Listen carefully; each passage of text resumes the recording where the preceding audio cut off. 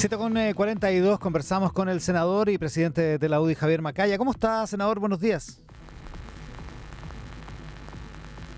¿Aló, senador?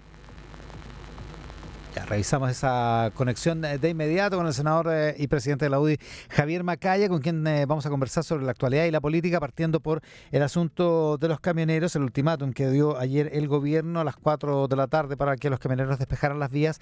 No se cumplió literalmente el plazo de las 4 de la tarde, pero en la mayoría de los puntos de conflicto estaban despejados esta madrugada. Ahora sí estamos con el senador Javier Macaya. ¿Cómo está, senador? Buenos días. Hola Iván, muy buenos días. Ahí sí que sí. Oiga, a ver, estaba yo introduciendo el tema de los camioneros. ¿Cómo le parece que el gobierno ha manejado el asunto y la resolución de esto? Aparentemente quedan dos focos, uno más grave en Antofagasta y uno un poco más ligero, pero todavía vigente en San Fernando. ¿Qué le parece la actitud del gobierno y cómo lo ha solucionado?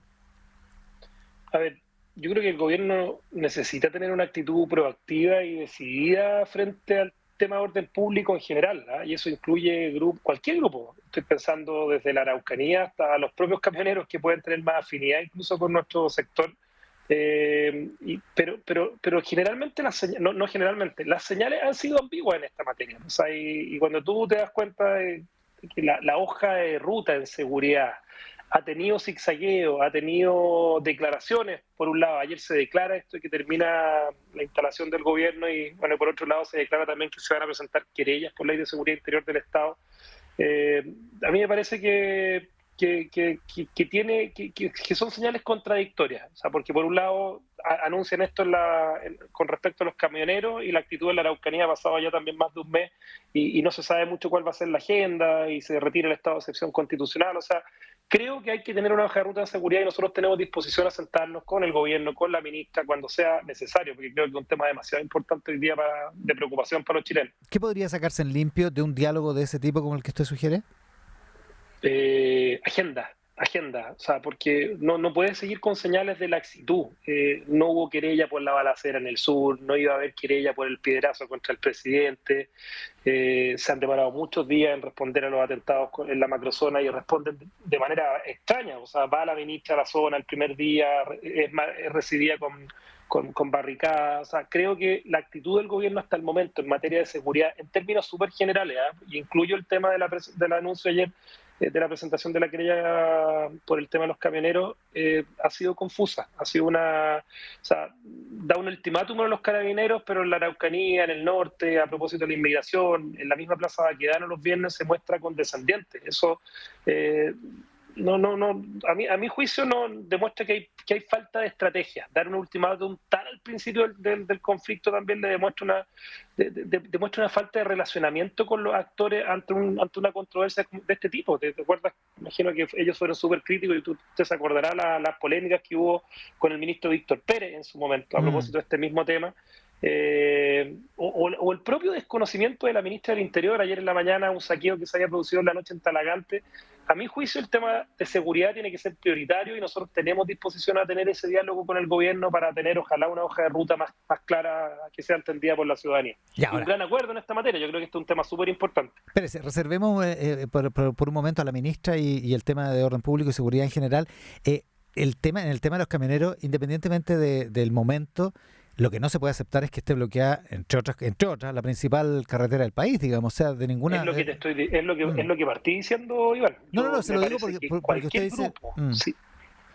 Cualquier grupo civil, cualquier grupo de personas que pretendan por la vía de la fuerza, y no por el diálogo, sino que por la fuerza, imponer posiciones, tratar de presionar a la autoridad, y es lo que ocurre, y es la crítica que uno puede hacer respecto de lo que ocurre desde la Araucanía, pasando por la situación de los viernes de alteración del orden público, y también los carabineros, o sea, los camioneros, perdón, a propósito de más allá de la afinidad o quizás cercanía que uno pueda tener con este grupo cuando se organiza. O sea, usted lo que le pide al gobierno es una línea, una sola línea, digamos, en esta materia.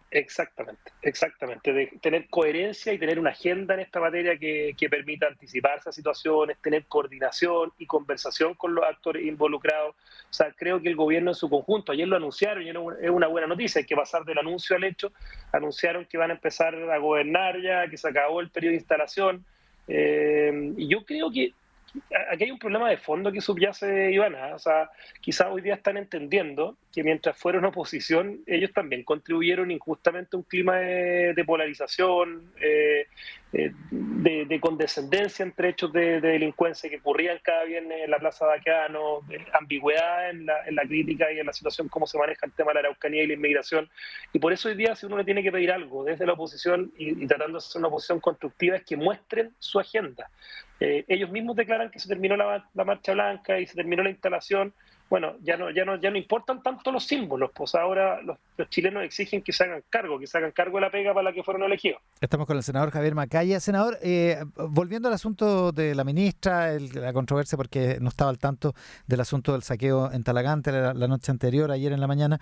Hay diputados de RN que están impulsando una comisión, anuncian que van a impulsar una comisión investigadora por el tema de orden público. ¿Cómo ve el rol de la ministra y su papel, digamos, hasta ahora, en estas 6 semanas? Es súper fácil personalizarlo en ella, porque además ha cometido muchos errores. Ha sido semana tras semana, lo de ayer en la mañana a propósito de los hechos que habían ocurrido en Talagante, es bien inaceptable también. Pero, a ver, el juego político en el Congreso, de interpelaciones, de acusaciones, de solicitudes de renuncia, yo creo que los problemas son muchísimo más de fondo que simplemente el juego político. Este es uno de los principales temas, junto con el costo de la vida, la inflación, de los temas que hoy día preocupan a los chilenos y de los cuales el gobierno tiene que hacerse cargo. Yo creo que tenemos que elevar el debate, exigirle al gobierno coherencia y esta simple declaración de que se terminó la instalación, que pase a la acción.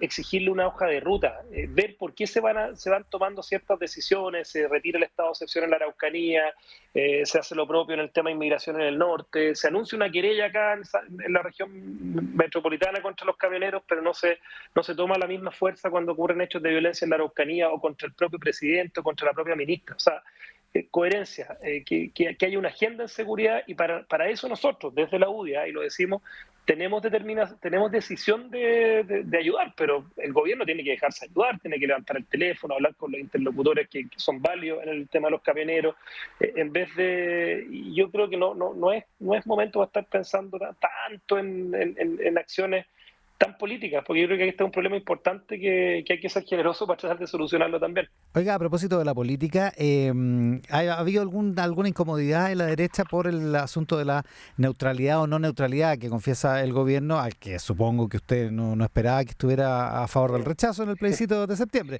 El presidente insiste en una línea que ya había delimitado la portavoz en Mesa Central el domingo en la mañana, en el sentido de que con recursos públicos se mantiene toda la neutralidad, y el presidente además reafirma una cosa ayer que dice las opciones apruebo y rechazo tienen que tener el mismo trato, las mismas posibilidades, en fin, en el debate democrático tienen que estar en igualdad de condiciones, particularmente si es que hay recursos públicos involucrados. Otra cosa es lo que el gobierno o los ministros hagan fuera de su horario de trabajo, en fin, como cualquier campaña política. ¿Lo deja tranquilo esa definición del presidente ayer? Yo creo que tú no puedes ser neutral. Por un lado, que es evidente que uso de recursos públicos, horario de trabajo, empujar una opción con empleo de recursos públicos supera la legalidad, y nosotros vamos a ser muy fiscalizadores de que eso no ocurra, pero ver al presidente Boric al finalizar su consejo de gabinete asegurando que el gobierno no puede promover con recursos públicos una opción es obvio, pero los muestra más preocupados del 4 de septiembre y manifiestan neutralidad hoy día, pues, en lo que importa, que es la posibilidad de mejorar el rumbo que necesitamos en la constituyente. Pues si el presidente Boric tiene cercanía ideológica con casi los 2/3 de la convención, yo no tengo ninguna duda que muchas de las personas que una vez que se disuelva la convención, hay que entender que la convención termina su trabajo el 4 de julio, se termina la convención, y muchos de los convencionales, yo firmo que se van a ir a trabajar al gobierno del presidente Boric, hay cercanía ideológica, o sea, manifiestan esta neutralidad hoy día en términos de contenido, y son incapaces de manifestar neutralidad de lo que va a ocurrir el 4 de septiembre, solamente dicen que no lo van a hacer con recursos públicos, que es como lo obvio. O sea, me preocupa a mí, y creo, todavía teniendo una oportunidad, faltando algunas semanas, que sigan desentendiéndose del contenido de la Constitución. y que no hagan algo para enmendar el rumbo con sus propios convencionales. Y esa es una señal más preocupante o sea, los veo más preocupados del 4 de septiembre que de lo que se está construyendo hoy día, que es una casa de todos que lamentablemente, a diferencia de lo que el propio presidente Boric definió cuando partió su mandato, no va a ser la casa de todos con tanta unidad. O sea, al paso que van las cosas, yo dificulto que una de las opciones, rechazo o apruebo, tengan una tremenda mayoría, y eso también es un mal resultado pensando en que esto tiene que ser algo que dure en el tiempo. Ya, lo que dice usted entonces, el gobierno no es neutral y tampoco tendría que hacerlo o debería aprovechar esa neutralidad, esa cercanía con incidir en el contenido. ¿Qué le pediría usted al gobierno en esa materia? ¿De qué manera incidir o en qué ámbitos incidir? Sí, es lo que hacen los gobiernos cuando, por ejemplo, se legisla. Bueno, cuando tú estás en el Congreso y tienes, bueno, hay un rol diferente ahí que el de colegislador del gobierno cuando se hacen leyes, pero acá ellos tienen afinidad, tienen conversación permanente con muchos de los convencionales que están ahí hoy día trabajando en la redacción de la Constitución.